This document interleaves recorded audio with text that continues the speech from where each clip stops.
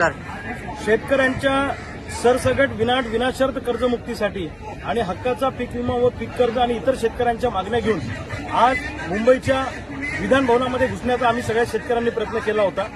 विधान भवनाच्या गेटमधून आतमध्ये आम्ही आमचे कर्जाचे सातबारे फेकले, त्यानंतर आम्ही पत्रक आणले होते मागण्यांचे ते फेकले आणि सोयाबीन कापूस सुद्धा विधान भवनाच्या आत त्या ठिकाणी फेकून सरकारचं लक्ष वेधायचा प्रयत्न केला। पोलिसांच्या करवी सरकारने आंदोलन दडपण्याचा प्रयत्न केला आणि आम्हाला आझाद मैदान पोलीस स्टेशनला अटक करून आणलेलं आहे। आमचे काही सहकारी हे झाडावर चढून त्या ठिकाणी आंदोलन करतायत। त्या सगळ्या सहकाऱ्यांना मला सांगायचं आहे की मुख्यमंत्री महोदयांच्या वतीनं गिरीशभाऊ महाजन यांचा आता थोड्या वेळापूर्वी फोन आला होता।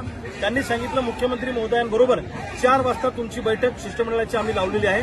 शेतकऱ्यांच्या कर्जमाफी संदर्भाच्या काही सुधारणा आहेत त्या आम्ही ऐकून घेऊन त्यात सकारात्मक मार्ग काढू असा शब्द त्यांनी पुन्हा एकदा दिला। पुन्हा आम्ही सरकारवर आता एकदा विश्वास ठेवलेला आहे। 4 वाजता सरकारसोबत विधान भवनात बैठक होणार आहे, त्यामुळे झाडावर जे आंदोलक चढलेले आहेत त्यांना माझी विनंती आहे की झाडाच्या खाली उतरा, कारण तुमचा जीव आमच्यासाठी महत्वाचा आहे। लढणारी माणसं टिकली पाहिजे, लढणारी माणसं संपली नाही पाहिजे अशी माझी भूमिका आहे। आणि म्हणून महाराष्ट्रातल्या सगळ्या शेतकऱ्यांना सांगतो की आज संध्याकाळच्या बैठकीत काय निर्णय होतो मुख्यमंत्र्यांबरोबर ते आपण पाहू, अन्यथा त्या बैठकीनंतर पुढच्या आंदोलनाची दिशा मी रात्री तुम्हाला सांगेन।